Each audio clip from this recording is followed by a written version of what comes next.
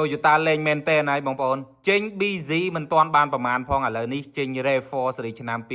2026ទៀតអ្វីដែលសំខាន់មានជម្រើសរហូតទៅដល់7ឯណោះហើយការ design មានរហូតទៅដល់3ការ design ខុសៗគ្នាអ្វីដែលកាន់តែពិសេសទៀតគឺមានទាំង HEV ដែលគេហៅថា Hybrid Electric Vehicle ហើយនិង PHEV ដែលគេហៅថា Plug-in Hybrid Electric Vehicle ដល់អញ្ចឹងទៅខ្ញុំដូចជាអាណិតអ្នកមានបងប្អូនដោយសារតែមានឡានចេញមកច្រើនពេកអញ្ចឹងគាត់អត់ដឹងថាទិញមួយណាទុកមួយណាមិនដឹងថារើសមួយណាហើយដល់ពេលយើងជាអ្នកក្រទៅជាសំណាងទៅវិញដោយសារគ្រាន់តែមើលយើងអត់ពិបាកចិត្តក្នុងការពិចារណាគ្រាន់តែមើលហើយចោលអញ្ចឹងណាបងប្អូនហើយអ្នកមានវិញមើលទៅថាអូគួរទិញមួយណាទេបើស៊េរីស្អាតដូចអាគ្នាអញ្ចឹងទិញមួយនេះស្ដាយមួយនោះអញ្ចឹងវាទៅជាពិបាកទៅវិញហើយដោយបញ្ជាក់អញ្ចឹង Toyota RAV4 ស៊េរីឆ្នាំ2026នេះមានច្រើន model មែនទែនដល់អញ្ចឹងទៅខ្ញុំក៏ពិបាកក្នុងការ review ជូនបងប្អូនដែរប៉ុន្តែឥឡូវនេះបងប្អូនអាចមកដឹងត្រួសថាតើ RAV4 2026ហ្នឹងវាមានរូបរាងបែបណាហើយមាន option អីខ្លះតម្លៃប៉ុន្មានអញ្ចឹងទៅតាមដានវីដេអូទាំងអស់គ្នាជាមួយនឹងខ្ញុំអញ្ចឹង RAV4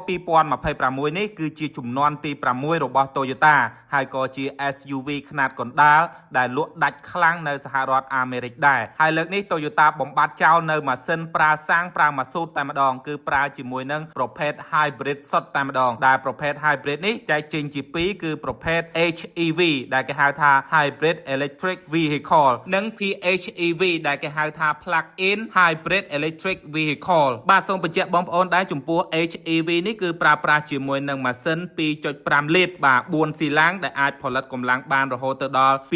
226 horsepower ជាមួយនឹងជម្រើសប្រើប៉ុងមុខហើយនឹង236 horsepower ជាមួយនឹងជម្រើសប្រើប៉ុងទាំងពីរគួបផ្សំជាមួយនឹងប្រព័ន្ធ Hybrid ជំនាន់ទី5របស់ Toyota ផ្ទាល់តែម្ដងចំណែកជម្រើសប្រើ PHEV វិញគឺមានកម្លាំងកាន់តែខ្លាំងជាងមុនគឺរហូតទៅដល់320 horsepower និងប្រើប្រាស់ជាមួយនឹងអាគុយប្រភេទ Lithium Ion ដែលមានទំហំរហូតទៅដល់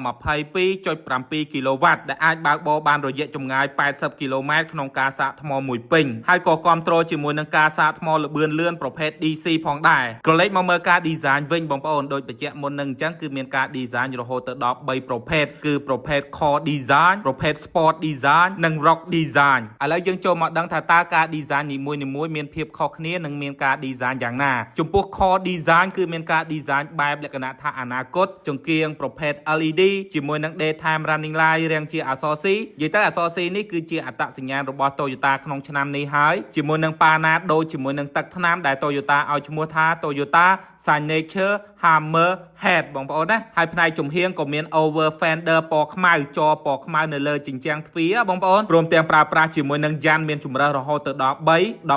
អ៊ីង18អ៊ីងហើយនិង20អ៊ីងហើយសម្រាប់ option វិញក៏មាន3ដែរខុសគ្នាទៅតាម option ដែលបងប្អូនជ្រើសរើសគឺប្រភេទ LE XLE ហើយនិង Limited Edition ចូលមកដល់ផ្នែកខាងក្រោយវិញខ្ញុំហាក់ស្ទើរចិត្តបន្តិចបងប្អូនដោយសារតែអត់សូវស្រឡាញ់ដោយសាររថយន្តឥឡូវគេធ្វើលក្ខណៈទ្រវែងអស់ហើយប៉ុន្តែ RAV4 ស៊េរីថ្មីនេះគឺធ្វើលក្ខណៈមួយកំណា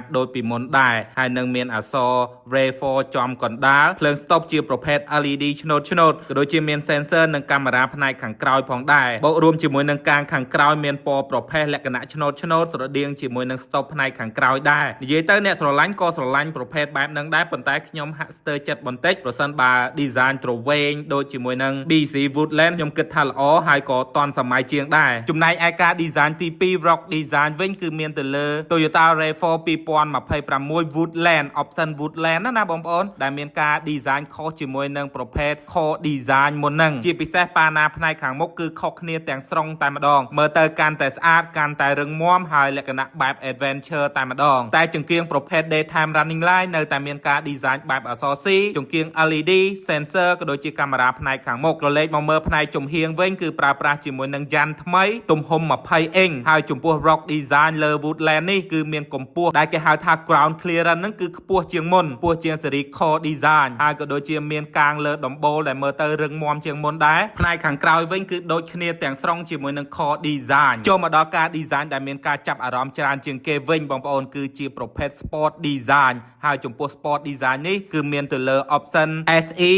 XSE ហើយនឹងប្រភេទថ្មីមួយទៀតគឺ GR Sport ដែលជាប្រភេទ option ថ្មីដែលមានលើកដំបូងនៅលើ Toyota RAV4 2026 នេះហើយ option ទាំង3នេះគឺប្រើប្រាស់ជាប្រភេទ HEV ក្រឡេកមកមើលការ design បែប GR Sport វិញគឺមានការ design ប៉ាណាខុសទាំងស្រុងជាមួយនឹង Woodland ក៏ដូចជាការ design បែប Core Design ដែលមានប៉ាណាខ្មៅធំមើលទៅស្អាតជាងមុនបូករួមជាមួយនឹងអក្សរ GR ដែលមើលទៅកាន់តែស្ពណ៌កាន់តែកាចកាន់តែអំណាចប្រើប្រាស់ជាមួយនឹងយ៉ាន់20អ៊ីងបូករួមជាមួយនឹង over fender និងដំបូល design ពណ៌ខ្មៅសម្រាប់ផ្នែកខាងក្រោយវិញក៏ដូចគ្នាជាមួយនឹង core design ដែរចំពោះ option GR Sport ពិសេសជាងគេបន្តិចដោយសារតែ Toyota បានសហការជាមួយនឹង Gazoo Racing ផលិតនៅជើងក្រោមក៏ដូចជាគ្រឿងបរិក្ខារផ្សេងហើយមានផ្នែកខាងក្នុងនិងផ្នែកខាងក្រៅពិសេសជាង model ផ្សេងចូលមកដល់ការរចនាផ្នែកខាងក្នុងគឺថ្មីទាំងស្រុងបំពាក់ជាមួយនឹងបច្ចេកវិទ្យាទំនើបធ្វើឲ្យអ្នកបើកបរកាន់តែមានផាសុកភាពស្រឡះធំជាងមុនប្រើប្រាស់ជាមួយនឹងអេក្រង់កំសាន្តទំហំ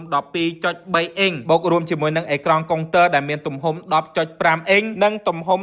12.3 អ៊ីងជាប់មករួចជាស្រេចជាមួយនឹងប្រព័ន្ធថ្មី Toyota Audio Multimedia System ព្រមទាំងអាចភ្ជាប់ជាមួយនឹង Apple CarPlay និង Android Auto ដោយមិនបាច់ប្រើខ្សែព្រមទាំងមានកន្លែងសាកថ្មទូរស័ព្ទដោយឥតប្រើខ្សែប្រព័ន្ធ Auto Hold ប្រាង្គដៃអេឡិចត្រូនិកព្រមទាំងប្រើប្រាស់ជាមួយនឹងពូកស្បែកដែលមានគុណភាពកៅអីដែលអាចចុចបញ្ជាតាមប្រព័ន្ធអេឡិចត្រូនិកនិងមានមុខងារក្តៅត្រជាក់ផងដែរហើយចំពោះ option មួយចំនួនក៏មានដំបូលបើកផ្នែកខាងលើផងដែរចូលមកដល់ប្រព័ន្ធសុវត្ថិភាពវិញ Toyota RAV4 ស៊េរីឆ្នាំ2026នេះទទួលបាននូវកញ្ចប់សុវត្ថិភាពមួយកញ្ចប់តែម្ដងជាមួយនឹង Toyota Safety Sense 4.0 រួមមានប្រព័ន្ធចាប់ហ្វ្រាំងអូតូប្រព័ន្ធរក្សាឲ្យនៅក្នុងគន្លងផ្លូវប្រព័ន្ធ Adaptive Cruise Control ដេញតាមល្បឿនរថយន្តនៅផ្នែកខាងមុខប្រព័ន្ធ Blind Spot Monitor ប្រព័ន្ធជំនួយនៅពេលមានរថយន្តវ៉ាជែងប្រព័ន្ធជំនួយក្នុងពេលចុះចំណោតនិងឡើងចំណោតព្រមទាំងប្រព័ន្ធសុវត្ថិភាពផ្សេងទៀតសម្រាប់ថ្ងៃនៃការចេញលក់ប្រហែលជាចុងឆ្នាំ2025ក្នុងតម្លៃ 34,000 រហូតទៅដល់